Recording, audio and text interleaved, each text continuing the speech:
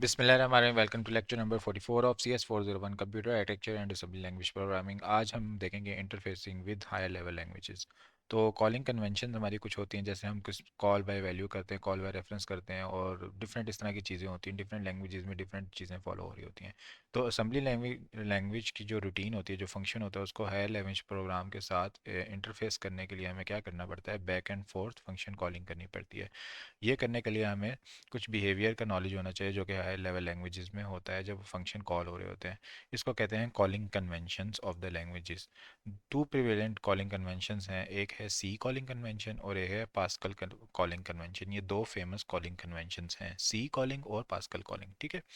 अब naming convention क्या होती है कि मतलब फंक्शंस और वेरिएबल्स के नाम किस तरह से रखे जाते हैं। कन्वेंशन जो होता है ना, वो होता है कि ट्रेंड क्या चल रहा है, मतलब रस्म व रिवाज क्या है, समझ इस तरह समझ लें आसान अल्फाज में कन्वेंशन। ठीक है।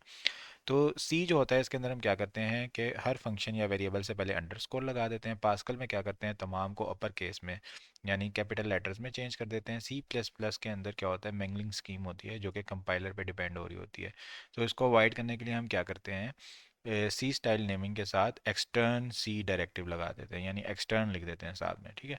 अब किसी भी रूटीन को पैरामीटर कैसे पास हो रहे होते हैं डिफरेंट लैंग्वेजेस में। सी में पैरामीटर जो होते हैं ये रिवर्स ऑर्डर में होते हैं। ठीक है। राइट मोस्ट पहले होता है, फिर बाद में लेफ्ट वाले होते हैं। ठीक है। पास्कल में क्या होता है कि ये लेफ्ट से शुरू होते हैं और फिर राइट की तरफ जा रहे होते हैं। ठीक है। जैसे इंग्लिश हम पढ़ रहे होते हैं, पास्कल में उस तरह जा रहे होते हैं।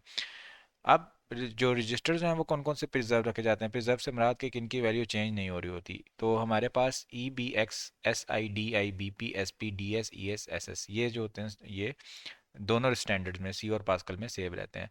जो स्क्रैच के तौर पे यूज़ होते हैं वो AX CX, यानी जो ऊपर मेंशन थे उनके अलावा ACX DX FS GS E flags. ठीक है। और जो भी दूसरे रजिस्टर बचते हैं वो स्क्रैच के तौर पे इस्तेमाल होते हैं। ठीक है। आप ये वाले याद कर लें, ई यानी बी नहीं है, बी इसके अंदर आ गया। ठीक है। प्रिजर्व वाले में CD और फ्लैग वाला और GS और ई फ्लैग्स। ठीक है। FS GS और फ्लैग वाला ई फ्लैग्स। ठीक है।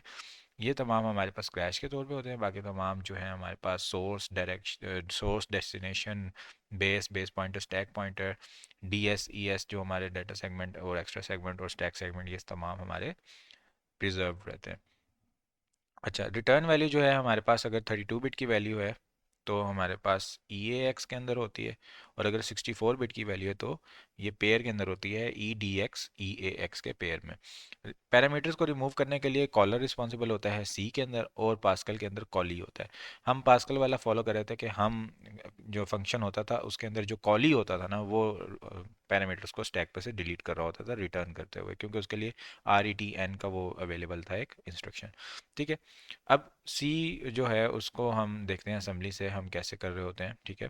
तो अब हमारा एक फंक्शन है सी का इन डिवाइड, ये फंक्शन का नाम है। इंटीजर टाइप इसकी रिटर्न वैल्यू है, और इसके अंदर जो पास हो रहा है इंटीजर डिविडेंड और डिवाइज़र। ठीक है। तो अब असेंबली में जो अगर हमने इसको करना है ट्रांसलेट, तो हम कैसे करेंगे? राइट वाले को पहले चलाएंगे। ठीक है। सी में होता है कि पहले राइट वाला हम लेते हैं, तो पुश करेंगे माई डिवाइज़र को। ठीक है। राइट वाले को पुश करेंगे स्टैक पर, फिर हम पुश करेंगे स्टैक पर डिविडेंड को, फिर कॉल करेंगे इस फंक्शन को। ठीक है। जो हम सी में हमारे जो भी फंक्शंस हैं जो भी हैं उनके पहले अंडरस्कोर आ जाते हैं, तो अंडरस्कोर डिवाइड करेंगे तो ये इस तरह कॉल होगा।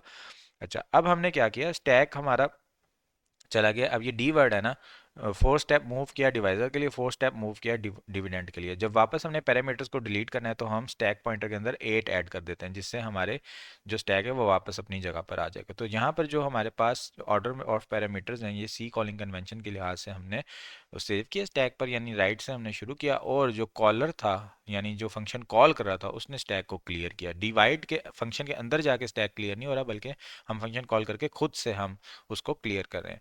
अब एक और फंक्शन की एग्जांपल है स्वैप का फंक्शन है, जिसके अंदर पॉइंटर P1 है, P2 है। अब ये फंक्शन क्या करता है, टेम्परेरी के अंदर P1 की वैल्यू स्टोर करता है, P1 में P2 की, P2 के अंदर फिर टेम्परेरी की स्टोर करता है। इस तरह दो वैल्यूज आपस में स्वैप चेंज हो जाती हैं। ठीक है। असेंबली के अंदर से अगर हमने इसको कॉल करना है तो हम क्या करेंगे, एक्सटर्न अंडरस्कोर स्वैप। ठीक है। ये फंक्शन है हमारा। एक्स के लिए हमने वैल्यू रख दी 4, वाई के लिए रख दी 7। अब पहले हमने वाई को पुश किया, फिर एक्स को पुश किया और ये फंक्शन कॉल कर दिया। ठीक है। और फिर दो हमने वर्ड्स डबल वर्ड्स पुश किए हैं तो हम ऐड करेंगे, कॉलर ही यानी उसको क्लियर कर रहा होगा। तो अगर हम किसी कंपाइलर की मदद से विदाउट ऑप्टिमाइजेशन ये कोड जनरेट करते हैं तो हमारे पास 15 इंस्ट्रक्शंस आती हैं और 13 मेमोरी एक्सेसेस आती हैं, ठीक है, जो कि हमारा ये कोड जनरेट होता है, डिफरेंट रजिस्टर्स को इस्तेमाल कर रहा होता है। और अगर हम ऑप्टिमाइजेशन इस्तेमाल करते हैं तो हमारे पास 12 इंस्ट्रक्शंस आती हैं और 11 मेमोरी एक्सेस आते हैं, ठीक है। विदाउट ऑप्टिमाइजेशन में 15 और 13 है, और ऑप्टिमाइजेशन के साथ 12 इंस्ट्रक्शंस और 11 मेमोरी एक्सेसेस जनरेट हो रही होती हैं, ठीक है। अब अगर हम इसको खुद से अपने हैंड बाय हैंड लिखें, ठीक है, तो हम क्या कर सकते हैं, only 6 instructions and 6 memory axes में हम ये काम पूरा कर सकते हैं, ठीक है। क्या करना है कि हमने स्वैप करने के लिए काउंटर रजिस्टर के अंदर पैरामीटर P1 को हमने रख दिया, ठीक है, फिर डेस्टिनेशन रजिस्टर अंदर P2 रख दिया, ठीक है।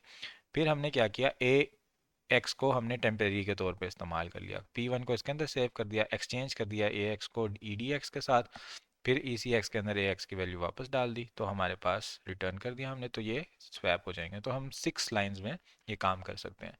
अब हमने इसको प्रोग्राम को असेंबल अगर करना है तो हम क्या करेंगे, नेसम के साथ ये वाली चीज़ एक ऐड करेंगे, डैश एफ मिन 32।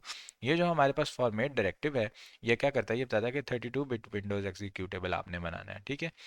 तो लिंकिंग प्रोसेस जो है ये क्या करता है, इंपोर्टेड सिंबल्स एक ऑब्जेक्ट फाइल के एक्सपोर्ट सिंबल्स दूसरी फाइल के साथ अटैच करता है। नेसम जो है ये इंपोर्टेड सिंबल्स इसके अंदर जो डिक्लेयर होते हैं ये एक्सटर्न डायरेक्टिव के साथ डिक्लेयर हो रहे होते हैं, जबकि एक्सपोर्टेड सिंबल जो हैं ये ग्लोबल डायरेक्टिव के साथ होते हैं। इंपॉर्टेंट ऑब्जेक्टिव है कि हमारे पास जो इंपोर्टेड सिंबल हैं वो एक्सटर्न डायरेक्टिव से होते हैं, जो एक्सपोर्टेड सिंबल हैं वो हमारे पास ग्लोबल डायरेक्टिव से होते हैं। अब हमारे पास एक प्रोग्राम है जो हम सी में रख रहे हैं जो कि असेंबली रूटीन को कॉल करेगा, और हम इसको पास करेंगे swap dot object file to the C linker otherwise an unresolved external symbol error. इसके अलावा अगर हम करेंगे तो एरर जनरेट हो जाएगा। तो इसलिए हम क्या कर रहे हैं, स्टैंडर्ड इनपुट आउटपुट इंक्लूड कर रहे हैं। स्वैप का फंक्शन है जिसके अंदर दोनों पॉइंटर्स हैं। अब मेन फंक्शन में हम क्या करते हैं, ए के अंदर 10 पास किया, बी के अंदर 20 पास किया। अब हमने प्रिंट कर दी वैल्यूज़, ठीक है, ए की वैल्यू प्रिंट कर दी, बी की वैल्यू प्रिंट कर दी, ठीक है। उसके बाद हमने स्वैप कर दिया इनको, ठीक है, विद रेफरेंस हम पास कर रहे हैं, ठीक है, ताकि original value call by reference हो गया, ओरिजिनल वैल्यू स्वैप हो जाएंगी। फिर अब प्रिंट करेंगे तो स्वैप्ड वैल्यूज प्रिंट होंगी, यहाँ पे सिस्टम पास करके रिटर्न जीरो करें, यानी विदाउट एरर हमने रिटर्न कर दिया, ठीक है। तो ये हमारा सी को कोड था। यहाँ हमारा लेक्चर एंड होता है। Thank you so much everyone for joining and watching. अपनी दुआ में याद रखिए। टेक केयर, अल्लाह हाफिज़।